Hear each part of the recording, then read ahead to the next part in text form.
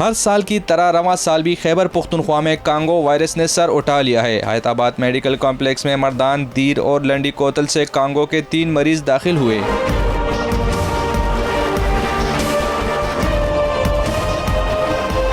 مویشیوں کے جسم پر موجود چیچڑ سے پھیلنے والا کانگو وائرس جان لیوا ثابت ہوتا ہے۔ اس وائرس کے پھیلاؤ کو روکنے کے لیے ضروری ہے کہ مویشیوں کو چیچڑ سے پاک کرایا جائے، قربانی کے خون اور علائشوں سے خود کو بچایا جائے۔ جانور کو حلال کریں گے اس ٹائم آپ نے ہاتھوں میں گلوز ڈالنے ہیں، کیونکہ یہ کنٹیکٹ سے ہوتا ہے۔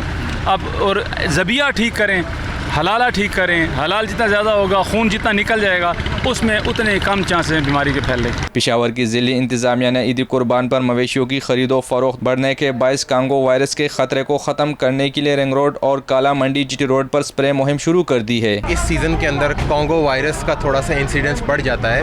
اس سلسلے کے اندر 9 جو مختلف منڈیاں ہیں پشاور کے اندر، ان کے اندر یہ پوائنٹ سیٹ اپ کیے گئے ہیں۔ جب آپ جانور لے کر نکلتے ہیں تو اس کو سپرے کیا جاتا ہے۔ ضلع انتظامیہ کانگو کے جان لیوا وائرس سے بچاؤ کی آگاہی کے لیے پمفلٹ بھی تقسیم کرے گی۔ کانگو وائرس سے بچنے کے لیے شہریوں کو بھی نہ صرف آگاہی حاصل کرنا ہوگی بلکہ حفاظتی تدابیر بھی اختیار کرنا ہوگی۔ کانگو جیسے خطرناک وائرس سے بچاؤ کے لیے حکومت نے فری سپرے کا آغاز تو کر دیا ہے۔ اب یہ شہریوں کی بھی ذمہ داری بنتی ہے کہ وہ جانور خریدنے کے بعد اس پر سپرے کروائے۔